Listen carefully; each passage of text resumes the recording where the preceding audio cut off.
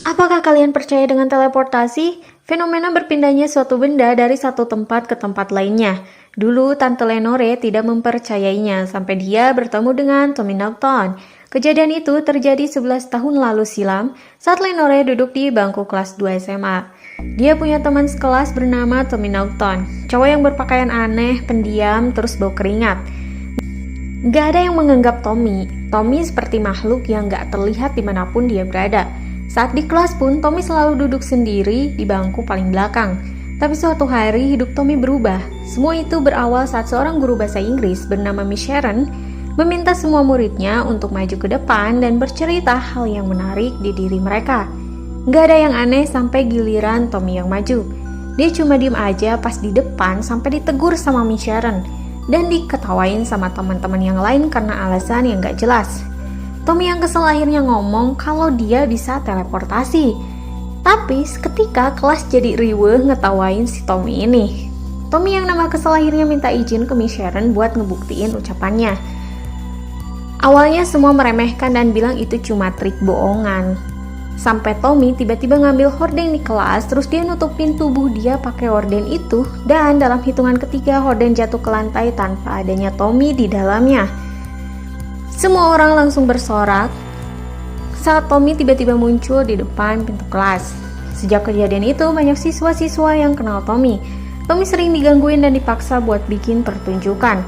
Awalnya Tommy selalu nolak, tapi mungkin karena dia udah capek diganggu terus, akhirnya Tommy pun memutuskan untuk bikin pertunjukan setiap jam istirahat di kantin sekolah. Dari hari ke hari, nama Tommy jadi makin terkenal. Tommy yang awalnya gak suka diganggu, pelan-pelan dia mulai menikmati kepopulerannya.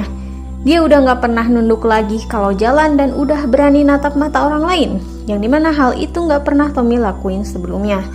Ya, walaupun penampilannya tetap aja aneh dan masih bau keringat. Dia juga udah mulai berani ngedeketin Lenore. Tiap di kelas, Tommy yang biasanya duduk di belakang tiba-tiba memilih duduk di samping Lenore dan sering ngajak Lenore ngobrol. Awalnya Lenore nggak ngerasa aneh sama sekali. Dia malah bersyukur kalau sekarang Tommy jadi punya banyak teman. Tapi suatu hari waktu Lenore pulang sekolah, dia ngerasa ada yang ngikutin dia. Setiap Lenore ngelihat ke belakang gak ada siapa-siapa.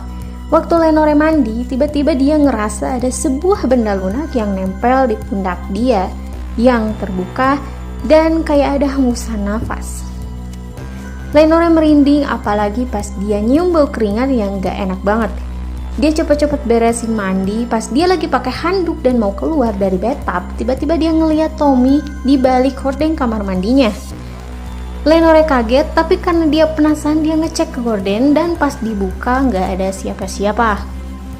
Lenore akhirnya cepat-cepat keluar dan segera tidur. Tapi pas dia mau matiin lampu kamar, dia ngeliat Tommy lagi ada di depan jendela sambil senyum-senyum ke Lenore.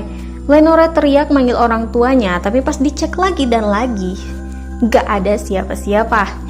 Semenjak kejadian itu, Lenore udah gak pernah tenang lagi. Setiap di sekolah, dia selalu mergokin Tommy lagi senyum-senyum merinding ke arah Lenore, dan di rumah dia selalu ngeliat Tommy berkeliaran di sekitarnya. Di sekolah, Lenore selalu mencoba untuk menghindari Tommy.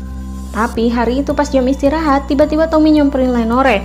Seperti biasa, dia selalu mencoba mengajak Lenore ngobrol. Lenore yang udah ketakutan ngusir Tommy, tapi bukannya pergi, si Tommy ini malah bikin pertunjukan di kantin dengan mindahin tempat makan Lenore ke tempat sampah.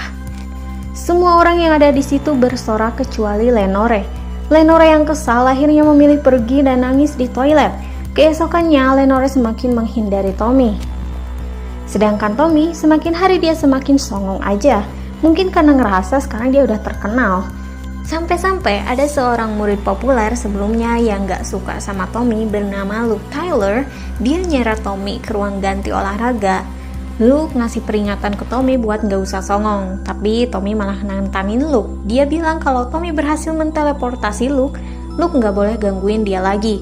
Tapi kalau Tommy gagal, dia bakal nurutin semua kemauan Luke. Tanpa pikir panjang, Luke menyetujui tantangan Tommy.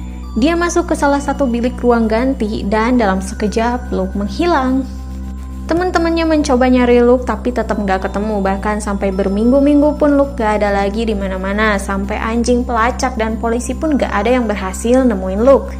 Gak ada yang bisa nyalahin Tommy karena gak ada bukti. Singkat cerita, waktu sekolah lagi ngadain acara perayaan kemenangan tim sepak bola mereka, seorang siswi tiba-tiba berlari ke arah lapang dan ngasih tahu kalau dia mencium bau busuk di sebuah mobil rongsok yang ada di depan sekolah. Seorang guru ngecek mobil itu, dia memaksa membuka bagasi belakang mobil rongsok itu dan dia menemukan mayat Luke yang meringkuk di bagasi dalam keadaan mengerikan. Bibirnya udah biru dan bengkak. Ada cacing-cacing yang keluar dari mulut, mata, dan telinga Luke. Seluruh tubuh Luke pun sudah dikerumunin lalat. Setelah kejadian itu, semua orang menjadi takut pada Tommy. Mereka mulai kembali menjauhi Tommy dan gak ada yang mau deket-deket lagi. Termasuk Lenore. Waktu Lenore lagi di ruang loker, tiba-tiba Tommy muncul di belakang. Dia nahan Lenore. Lenore yang ketakutan mencoba melepaskan diri dari Tommy, tapi gagal. Tommy bertanya kenapa Lenore menjauhi dia, padahal semua yang Tommy lakukan selama ini itu untuk menarik perhatian Lenore saja. Lenore bukannya terkesima, dia malah ketakutan. Dia ngebentak Tommy dan minta Tommy menghilang di hadapan dia selamanya saja. Tommy kelihatan kaget dan terluka. Dia hanya menunduk dan bilang kalau dia akan menuruti kemauan Lenore. Tommy akhirnya ninggalin Lenore di ruang loker sendirian. Keesokan harinya, Lenore nggak ngeliat Tommy dimanapun. Dia bersyukur karena berpikir kalau Tommy benar-benar menepati janjinya. Tapi beberapa saat kemudian, seorang guru berlari sambil menangis dan mengumumkan bahwa Tommy sudah meninggal bunuh diri di rumah neneknya.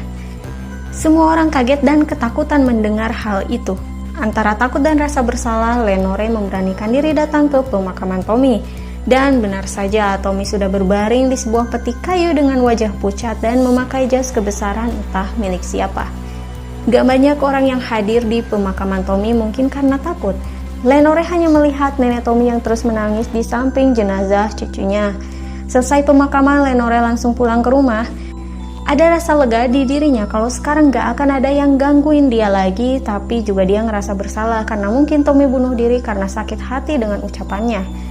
Tapi Lenore salah besar karena sejak meninggalnya Tommy, dia malah jadi lebih sering melihat penampakan Tommy di rumahnya. Tommy selalu ada di mana-mana, muncul dengan senyum mengerikan, dengan jas kebesaran dan bau keringat yang menyengat.